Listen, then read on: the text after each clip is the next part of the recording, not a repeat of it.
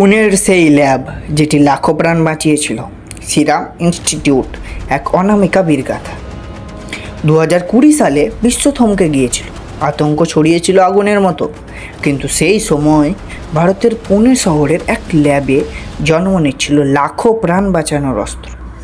Serum institute of India 1966 সালে doctor Cyrus Poonawalla প্রতিষ্ঠা করেছিলেন। উদ্দেশ্য একটাই ছিল, সস্তায় ভ্যাকসিন বানানো। আপনি শুনে অবাক হবেন, করোনা আসার বহু আগে থেকেই এটি ছিল বিশ্বের সবচেয়ে বড় ভ্যাকসিন প্রস্তুতকারক প্রতিষ্ঠান। করোনার সময় বিশ্বের বড় বড় কোম্পানিগুলো টাকার দৌড়ে নেমে পড়েছিল, কিন্তু সিরাম ইনস্টিটিউট নিল এক ঝুঁকিপূর্ণ সিদ্ধান্ত। অক্সফোর্ড অ্যাস্ট্রাজেনেকার সঙ্গে হাত মিলিয়ে শুরু করলো কোভিশিল্ড তৈরি। সরকারি অনুমোদনের আগেই 3000 কোটির বেশি বিনিয়োগ করে শুরু করে দিল উৎপাদন। এটা ছিল এক সাহসী পদক্ষেপ। 2021 সালের মাঝামাঝি কোভিশিল্ড হয়ে উঠল ভারতের জীবন রক্ষার ওষুধ। একাই 100 কোটিরও বেশি ডোজ সরবরাহ করেছিল এই সংস্থা। শহর থেকে গ্রাম, ধনী থেকে গরিব, সকলের কাছে পৌঁছে গিয়েছিল।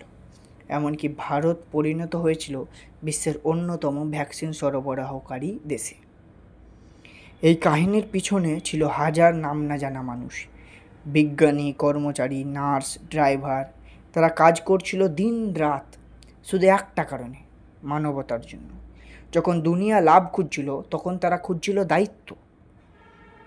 তাই যদি কখনো ভ্যাকসিনের শিশি দেখেন, মনে রাখবেন পুনের এক ল্যাব চুপচাপ বসে লাখো প্রাণ বাঁচিয়েছিল।